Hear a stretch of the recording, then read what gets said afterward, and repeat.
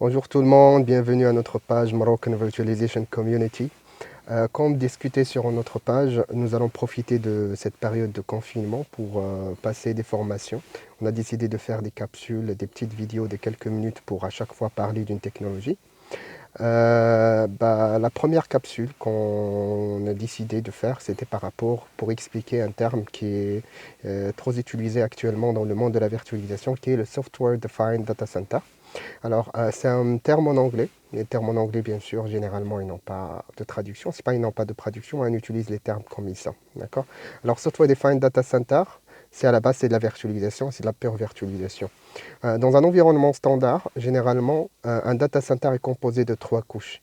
De la partie compute, qui est généralement les serveurs, la partie network, des routeurs, des switches, et toute la partie network, et la partie stockage, qui est généralement des serveurs de stockage ou bien des baies de stockage, dépendamment de la solution utilisée. Est-ce que c'est du NAS, du DAS ou du SAN?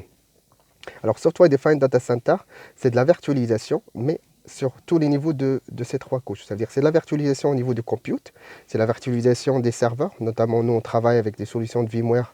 Dans ce cas-là, la solution, ça va être des vSphere avec l'hyperviseur ESXi qu'on installe sur le serveur. La virtualisation au niveau network, on a une solution, un hyperviseur de virtualisation network qu'on appelle le NSX.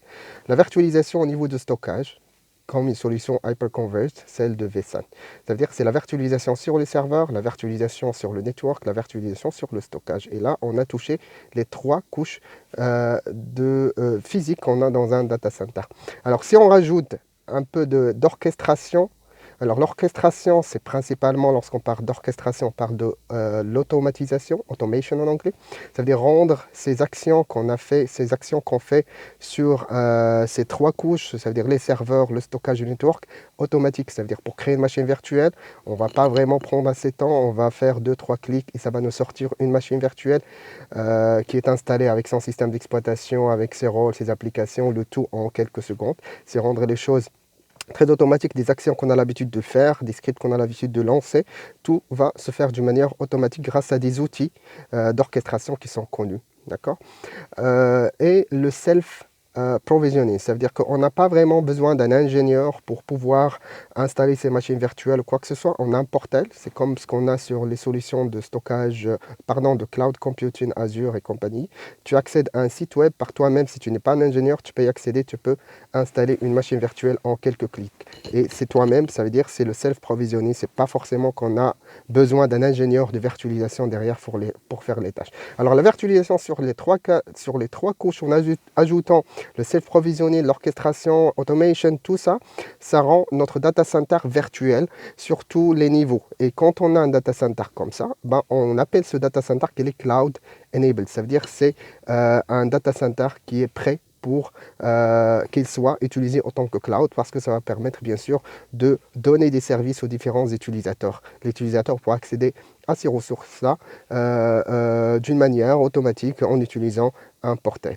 C'est ça tout simplement le Software Defined Data Center.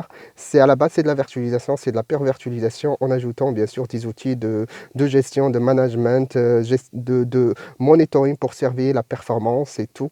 Ça nous donne, en fait, ça nous permet, nous, en tant qu'ingénieurs, de prendre les bonnes décisions par rapport à des actions à faire au niveau du data center. C'est le software qui prend le dessus et ça permet en fait de créer tout un data center qui est virtuel, et c'est ça ce qu'on appelle le Software Defined Data Center. C'est un data center physique, on trouve des réseaux, on trouve des networks, on trouve des serveurs, on trouve des stockages, mais tout est géré par des softwares. Voilà, c'est tout par rapport au software data center. Il y aurait d'autres vidéos qui vont suivre par la suite. Alors restez branchés avec nous, et si vous avez des idées, si vous avez des questions par rapport à cette vidéo, n'hésitez pas à poser des questions, on va vous répondre. Si vous avez des suggestions par rapport à des sujets à discuter, on pourrait discuter. Si vous voulez par vous-même partager avec nous des vidéos et partager votre expertise avec notre communauté, il n'y a pas de problème. Je vous remercie et je vous dis bien sûr à la prochaine vidéo.